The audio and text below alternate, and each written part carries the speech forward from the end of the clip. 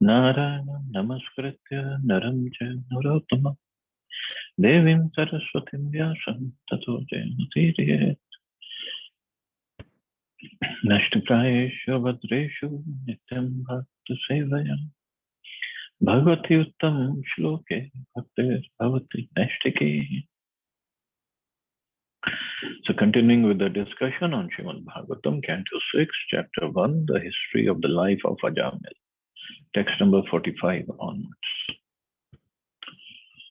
So Vishnu Dutas had asked questions to Yam Dutas about dharma and adharma, about what is punishment, who's supposed to get punished. So Yam Dutas are answering.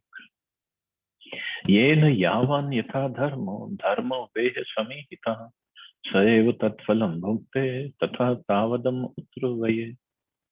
In proportion to the extent of one's religious or irreligious actions in this life, one must enjoy or suffer the corresponding reactions of his karma in the next.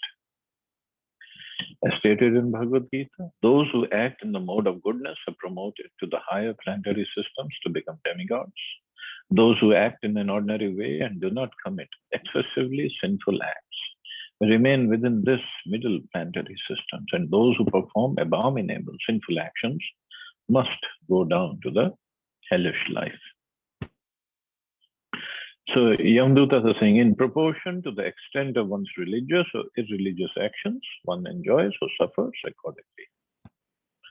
So from the previous lives, whatever we have done, we are suffering or enjoying now, and same thing goes on and on and on. Yathe deva pravurastra vidyam upalabhyate bhuteshu guna vachitrya tathanyatranumiyate. O best of the demigods, we can see three different varieties of life, which are due to contaminations of the three modes of nature. The living entities are thus known as peaceful, restless, and foolish, as happy, unhappy, or in between, or as religious, irreligious, and semi-religious. We can deduce that in the next life, these three kinds of material nature will similarly act. The actions and reactions of the three modes of material nature are visible in this life. For example, some people are very happy, some are very distressed, and some are in mixed happiness and distress. This is a result of past association with the modes of material nature, goodness, passion, and ignorance. Since these varieties are visible in this life, we may assume that the living entities, according to their association with the different modes of material nature, will be happy, distressed, or between the two in the next lives also. Therefore, the best policy is to disassociate oneself from the three modes of material nature and be always transcendental to their contamination. This is possible only when one fully engages in the devotion service of the Lord. As Krishna confirms in Bhagavad Gita, Mam cha yo avyabhicharena. One who engages in full devotional service, who does not fall down under any circumstance, at once transcends the modes of material nature and thus comes to the spiritual platform. Unless one is fully absorbed in the service of the Lord, one is subject to the contamination of the three modes of material nature. And just a sec. So, unless one is fully absorbed in the service of the Lord, one is subject to the contamination of the three modes of material nature and must therefore suffer from distress or mixed happiness and distress. So three modes of material nature, goodness, passion, ignorance, they work so heavily on every living entity that we are bound by them, completely bound by them. And in the previous life, whatever modes of nature we were in, more than we acted accordingly, we committed karma, and then we get the reactions. And then we continue on because the reactions will be in the similar modes of nature. And so if we continue on with that same mode of nature, and then it's only in the human form of life it is possible that we can transcend those modes. We can take association of people from different modes, other modes, higher or lower, it's up to us.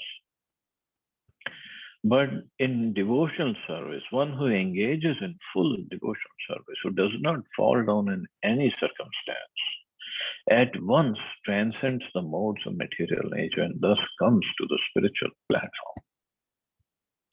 So that is a way to transcend the three modes. Otherwise, it's very, very difficult. And the bhakti has to be, avyavicharena, means no fall down under any circumstance. But the three modes of nature will keep on pulling us down, keep on pulling us down. Vartamano anyayo kalu gunabhi gyapako yatha evam janmani yoreta tad dharma dharma nidarshanam. Just as springtime in the present indicates the nature of springtimes in the past and future, so this life of happiness, distress, or a mixture of both gives evidence concerning the religious and irreligious activities of one's past and future lives. Our past and future are not very difficult to understand, for time is under the contamination of the three modes of material nature. As soon as spring arrives, the usual exhibition of various types of fruits and flowers automatically becomes manifest. And therefore, we may conclude that spring in the past was adorned with the similar fruits and flowers and will be so adorned in the future also. Our repetition of birth and death is taken place within time. And according to the influence of the modes of nature, we are receiving various types of bodies and being subjected to various conditions. So Prabhupada saying our past and future are not very difficult to understand, because from the present we can know what we had done in the past and what our future holds. So springtime means whatever springtime happened in the past, whatever flowers and fruits showed up, same thing is going to happen now, and same thing will happen in the future. Only if we want to transcend these, then we have a choice. Manasa pure deva purva rupam vipashyati anumi mansate apurvam manasa bhagavan ajaha. The omnipotent Yamraj is as good as Lord Brahma. For while situated in his own abode or in everyone's heart like the Paramatma, he mentally observes the past activities of a living entity and thus understands how the living entity will act in future lives.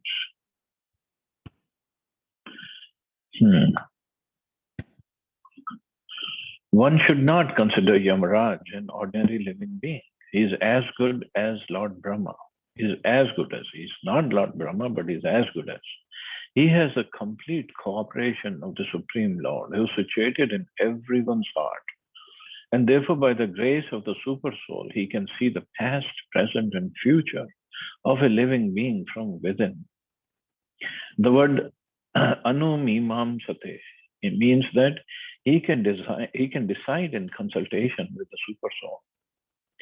Anu means following. The actual decisions concerning the next lives of the living entities are made by the Super Soul and they are carried out by Yamraj.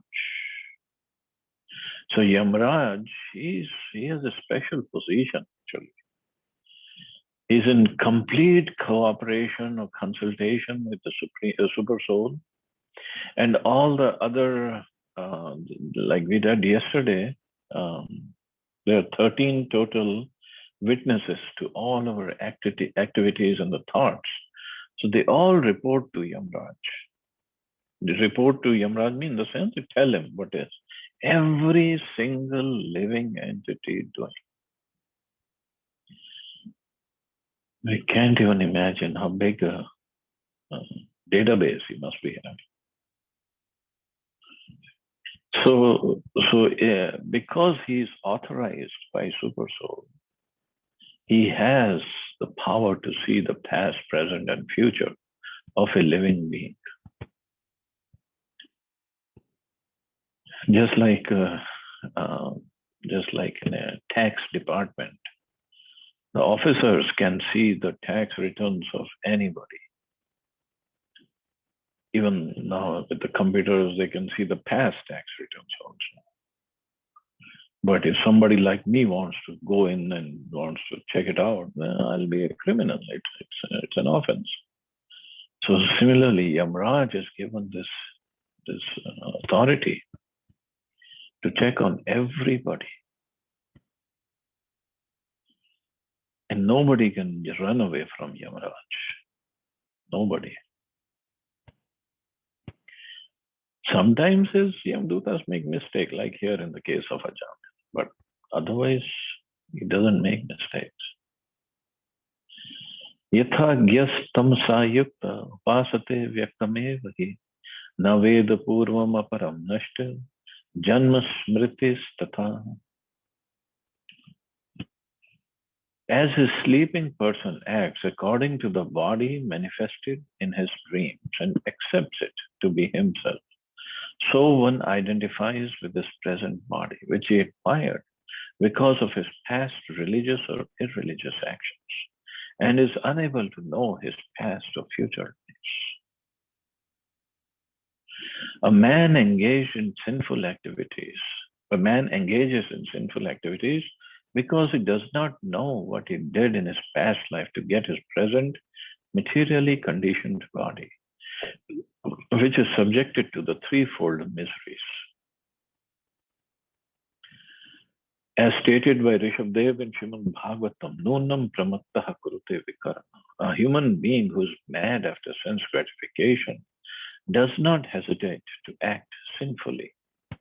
He performs sinful actions simply for sense gratification. This is not good. Because of such sinful actions, one receives another body in which to suffer as he is suffering in his present body because of his past sinful activities. So sometimes people say that, why don't we remember our past life so we can see what mistakes we made, so and we learn from those mistakes and we don't make those mistakes again in this life. Well, the problem is we don't know which sinful action we had committed that we are getting the reaction from, in which lifetime we had committed. So it's not just from previous, one previous lifetime we're getting the reactions from. It could be coming from 50 lifetimes ago. And secondly, if we remember all the activities that we did in all our previous lives, we cannot live. We won't be able to even function in this lifetime. So it is mercy of Krishna that he makes us forget. All we can do is by scriptures, reading understanding the scriptures, we can try to understand what kind of mistakes we must have made. Or at least we understand that we made some mistakes. Sometimes people say, oh, what kind of mistake I made? I need to know. So that's why they do this past life regression, and they try to see, okay, because all the record is kept in the mind. Mind, intelligence falsely goes, the subtle body goes with the soul. From every lifetime, it remains with the soul. So all the data is kept in the mind. So probably they access it properly. I don't know. But one thing we have to understand, just like now this coronavirus is spreading. So if somebody gets infected with this virus or gets the COVID disease, so it is for sure two things, that he came in contact with the virus and his body immunity was low. That's for sure.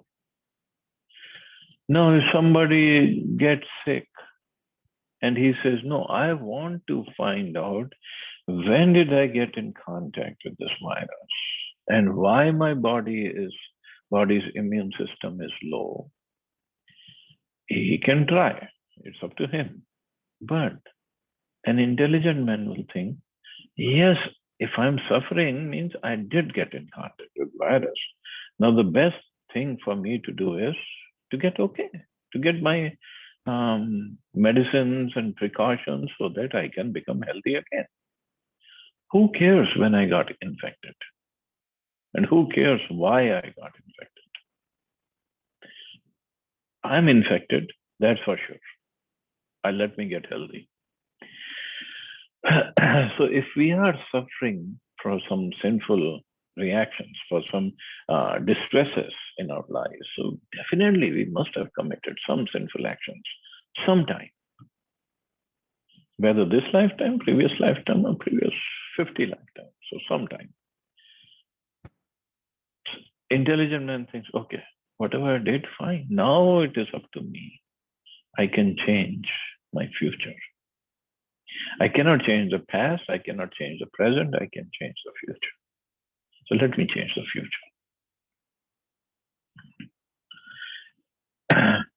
It should be understood that a person who does not have Vedic knowledge always acts in ignorance of what he has done in the past, what he is doing at the present, and how he will suffer in the future. He is completely in darkness. Therefore, the Vedic injunction is tamasi ma. Don't remain in darkness. Jyotiragama. Try to go to the light. The light or illumination is Vedic knowledge, which one can understand. When he is elevated to the mode of goodness, or when he transcends the mode of goodness by engaging in devotional service to the Supreme Master, to the spiritual Master and the Supreme Lord. So, one thing for sure, we are in ignorance. So, tamso ma jyotiragama, that's Vedic injunction. So, try to go to the light. So, just like the shloka says, when one is sleeping and he acts according to the body manifested in his dreams and accepts it to be himself. So when we are sleeping, we dream of different bodies and we think I'm in this body and I'm doing this activity and that activity. And we think we are that person. So similarly, when we identify with this present body that we see right now, although we claim to be awake, but spiritually we are dead. We are sleeping. We are still sleeping spiritually. This is ignorance. When one is physically sleeping, he is sleeping, he is in ignorance. But right now we are also in ignorance because we consider this body to be ourselves. And we act according to this body. So that's why the Vedic injunction is tamso ma jyotirgamaya. Give up this ignorance and come to light, come to knowledge. The light or illumination is Vedic knowledge, which one can understand when he is elevated to the mode of goodness, or when he transcends the mode of goodness by engaging in devotion service to the spiritual master and the Supreme Lord. This is described in Shruta Upanishad. Unto those great souls who have implicit faith in both the Lord and the spiritual master, all the imports of Vedic knowledge are automatically revealed. The Vedas enjoin that Vijnanartham Saguru Meva Abhigachet. One must approach a spiritual master who has full knowledge of the Vedas and be faithfully directed by him in order to become a devotee of the Lord. Then the knowledge of the Vedas will be revealed. When the Vedic knowledge is revealed, one need no longer remain in the darkness of material nature. According to the association with the material mode of good nature, goodness, passion, and ignorance, a living entity gets a particular type of body. The example of one who associates with the mode of goodness is a qualified Brahman. Such a Brahman knows past, present, and future because he consults the Vedic literature and sees through the eyes of the Shastra Chakshu. He can understand what his past life was, why he is in the present body, and how he can obtain liberation from the clutches of Maya and not accept another material body. This is all possible when one is situated in the mode of goodness. Generally, however, the living entities are engrossed in the modes of passion and ignorance. In any case, one receives an inferior or superior body at the discretion of the Supreme Personality of Godhead, Paramatma. As stated in previous verse, Manaseva Pure Deva Purva Rupam Vipashyati. Everything depends on Bhagwan or Aja, the unborn. Why doesn't one please Bhagwan to receive a better body? The answer is Agyastamasa, because of gross ignorance. One who is in complete darkness cannot know what his past life was or what his next life will be. He is simply interested in his present body. Even though he has a human body, a person in the mode of ignorance and interested only in his present body is like an animal. For an animal being covered by ignorance thinks that the ultimate goal of life and happiness is to eat as much as possible. A human being must be educated to understand his past life and how he can endeavor for a better life in the future. There is even a book called Bhrigu Samhita, which reveals information about one's past, present, and future lives according to astrological calculations. Somehow or other, one must be enlightened about his past, present, and future. One who is interested only in his present body and who tries to enjoy his senses to the fullest extent is understood to be engrossed in the mode of ignorance. His future is very, very dark. Indeed, the future is always dark for one who is grossly covered by ignorance. Especially in this age, human society is covered by the mode of ignorance, and therefore everyone thinks his present body to be everything, without consideration of the past or future. So this is ignorance. Of course, Prabhupada talks about Bhrigu Samhita here. If one wants, he can consult the Bhrigu Samhita readers and try to find out. But what's the point? Whatever Bhriguji wrote, that is according to the material modes of nature. But devotional service takes us beyond material modes of nature. So that is what should be going for. So otherwise we just act in complete darkness.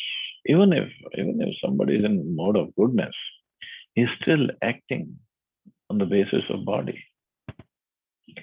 So even that is not considered the best thing to do.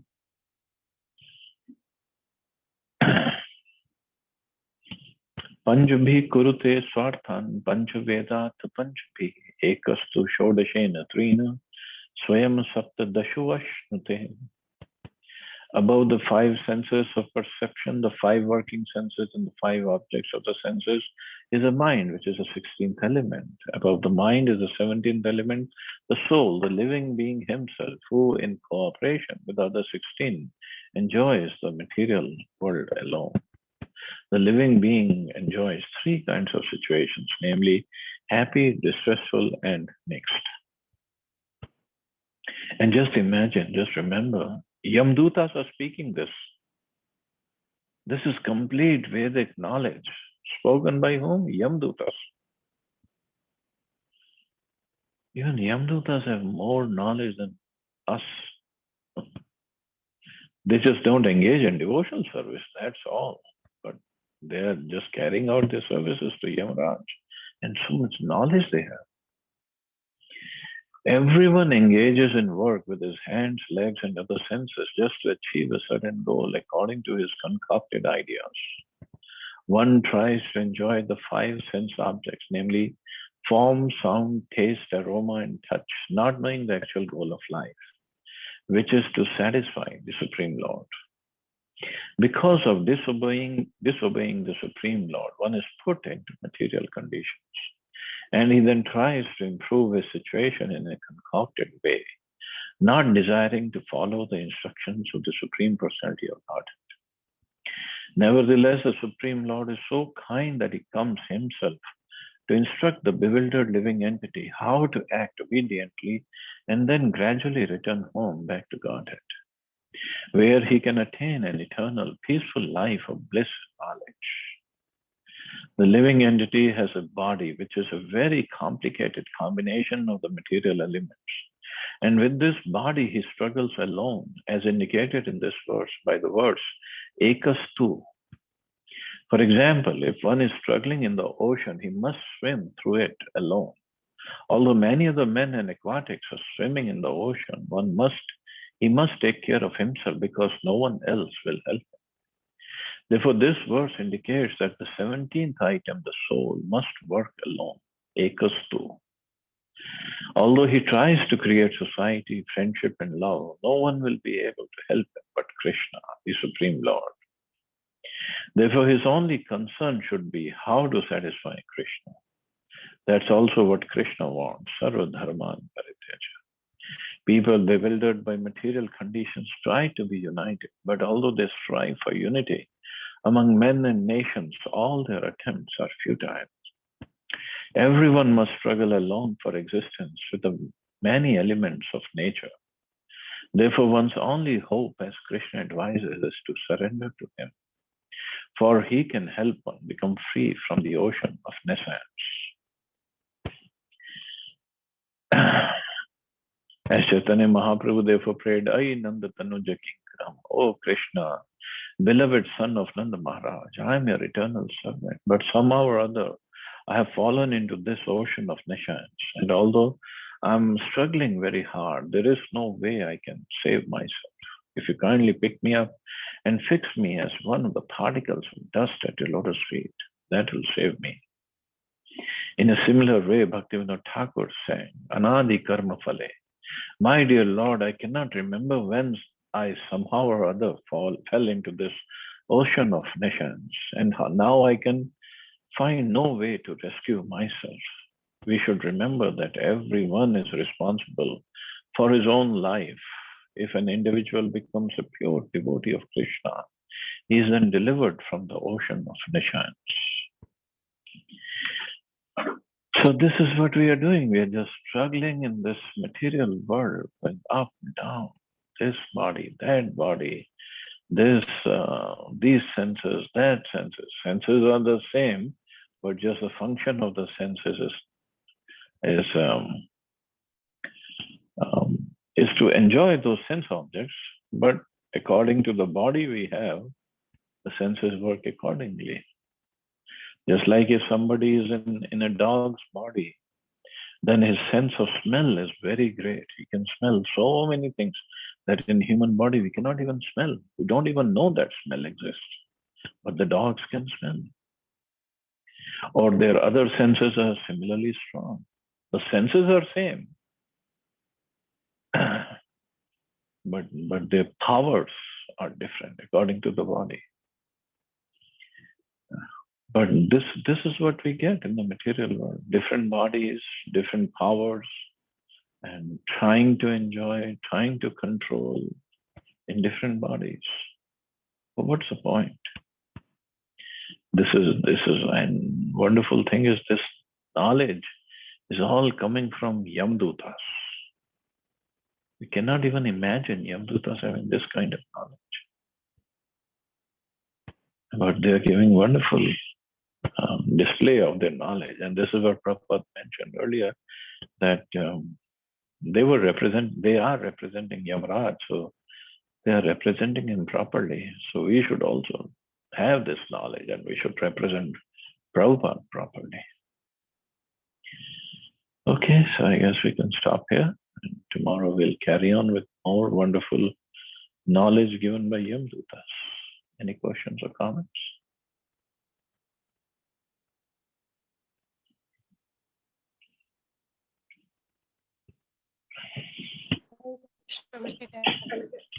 Hare Krishna.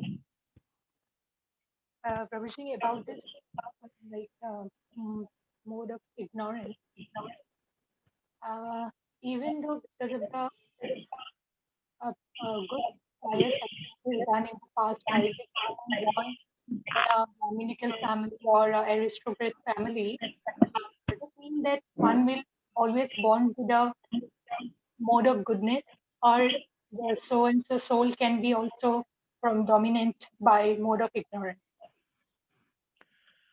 No, it can go up or down, but generally, this is what it says. He just, whatever mode he's born into, that is because he lived in the previous life in that kind of mode. So generally, he just carries on with that same mode. But he can go up or down, yes.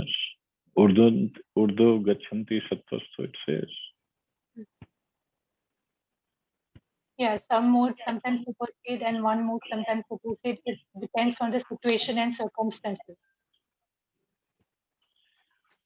Yes, yes. I mean, in one any given day, we are in different modes at different times and different circumstances.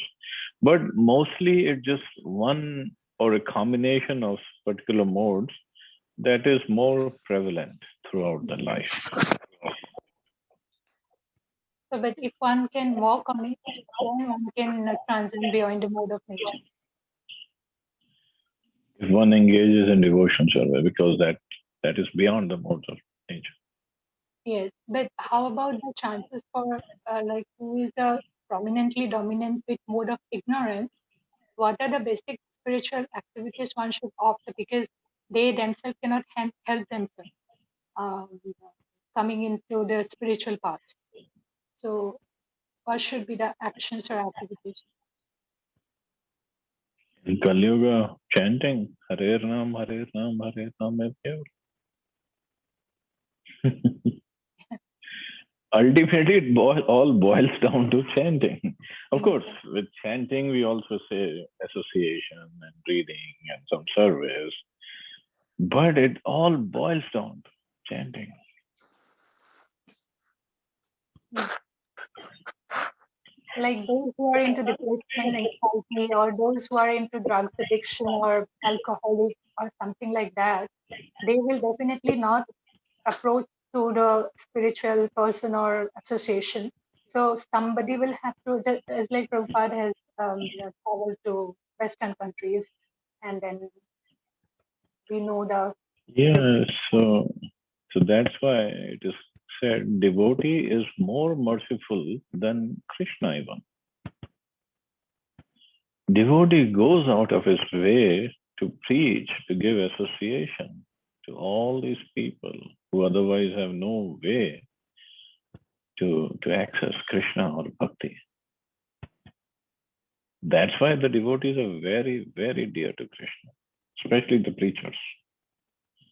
They're very dear.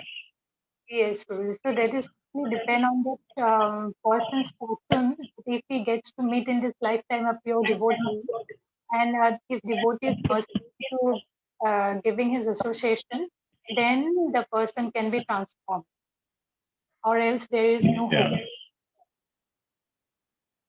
Yeah, but when we say pure devotee, now Prabhupada is not there, but his followers are there.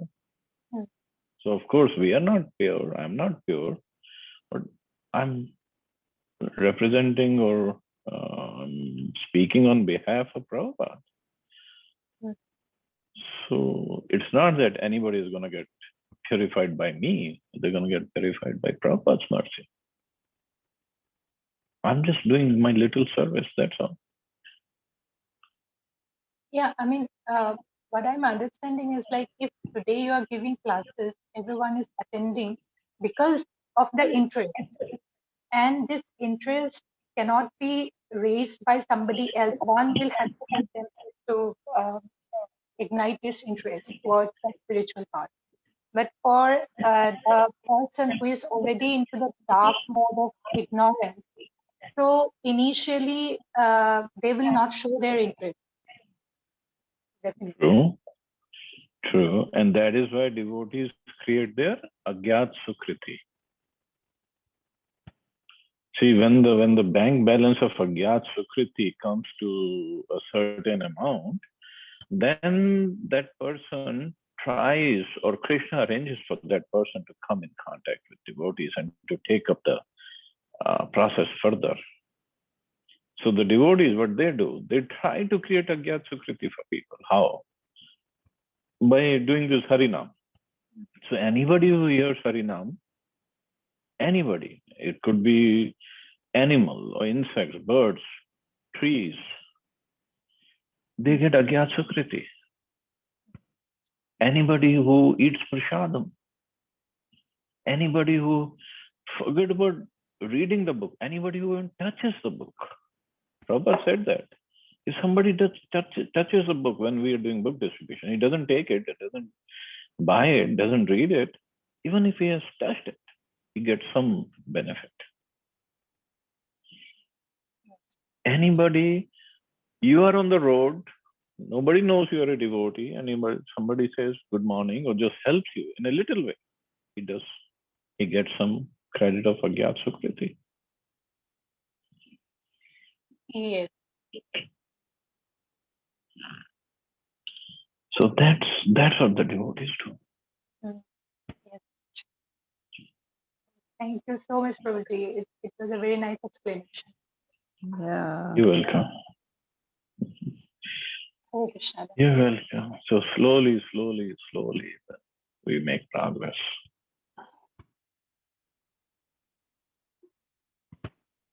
Yes. Okay. So, okay, we'll stop here. You all have a safe and wonderful day. Hare Krishna. Jai Shri Hare Prabhupada. Krishna, Hare Prabhuji. Krishna. Hare Krishna Mata. Hare Krishna Hare Prabhuji, Krishna. Jai Shri Prabhupada.